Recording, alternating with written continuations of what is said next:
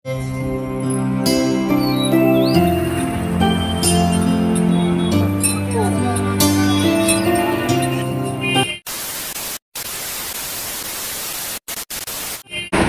Friends, তোমাদের জন্য আবার একটা নতুন ভিডিও নিয়ে চলে এসেছি। আগের ভিডিওতে তোমরা দেখেছো রাধাকুণ্ড, এটাই তার সংলগ্ন এলাকা।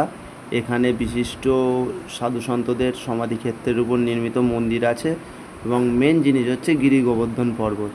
তো আগের ভিডিওর লিঙ্কটা ডেসক্রিপশান বক্সে দেওয়া আছে, তোমরা দেখে নিও।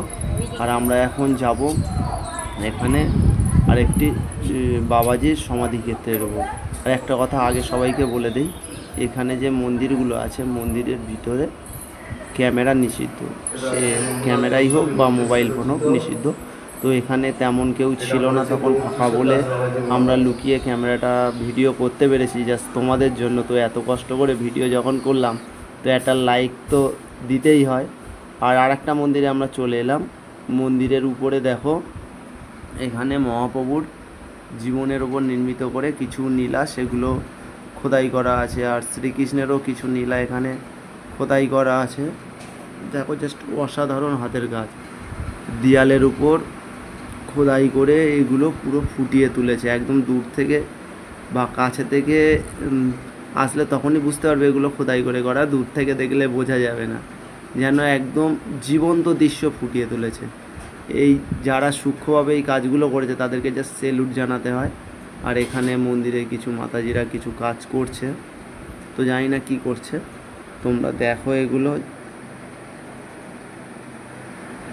3D হাড় মেনে যাবে, যে 3Dগুলো হয় না, 3D হাড় মেনে যাবে এদের হাতের কাজে। আর চারিদিকে ক্যামেরা লাগানো আছে। বের হওয়ার পর বাইরে ধান ছিল, ও তো সুযোগটাকে কাজে লাগিয়ে নিল, কিছুটা ধান নেড়ে নিল আর ফুটেজ খেয়ে নিল। তো দেখো ধান নাড়ছে।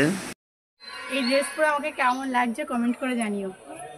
সব শেষে আমরা চলে এলাম গিরি গোবর্ধন পর্বত। তোমরা শ্রীকৃষ্ণ কাহিনীতে যে পর্বতের কথা শুনেছিলে, যে শ্রীকৃষ্ণ এক আঙুলে চাগিয়ে তুলেছিল রেখেছিল, সেই পর্বতই এটা। তবে এটা সেই পর্বত নয়, মেন পর্বত হচ্ছে বৃন্দাবনের ওখানে। এটা জাস্ট মায়াপুর সংলগ্ন এলাকায় এটাকে সুন্দরভাবে পাথর দিয়ে সেই পর্বত এখানে তৈরি করে রেখেছে।